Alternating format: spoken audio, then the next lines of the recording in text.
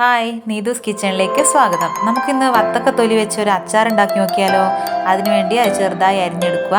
ഇഞ്ചി, പച്ചമുളക്, വറ്റൽമുളക് എന്ന് വെച്ച് കട്ട് ചെയ്തെടുക്കാം. ഇനി ഒരു ചട്ടി എടുത്ത് അതിലോട്ട് കുറച്ച് വെളിച്ചെണ്ണ ഒഴിച്ചു കൊടുക്കാം.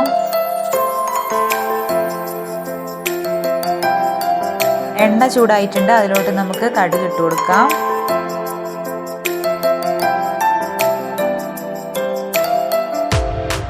കടുക് പൊട്ടിക്കഴിയുമ്പോൾ നമുക്ക് അതിലോട്ട് ഉലുവ ഇട്ട് കൊടുക്കാം.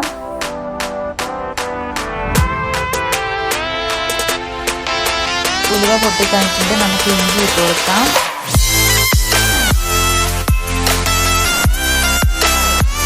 ഇനി ഇഞ്ചി മൂത്ത് വന്നിട്ടുണ്ട്. അതിലോട്ട് വറ്റൽമുളക്, പച്ചമുളക് എന്നിവ ഇട്ട് കൊടുക്കാം.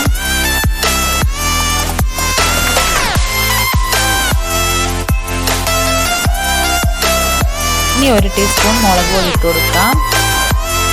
ഇനി നേരത്തെ അരിഞ്ഞ് വെച്ച് വത്തക്കേൻ്റെ തൊലി നമുക്ക് അതിലേക്ക് ഇട്ട് കൊടുക്കാം.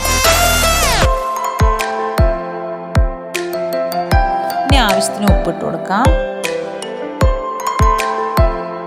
ഇനി കുറച്ച് വിനാഗിരി ഒഴിച്ചു കൊടുക്കാം. നന്നായി മിക്സ് ആക്കി കൊടുക്കാം.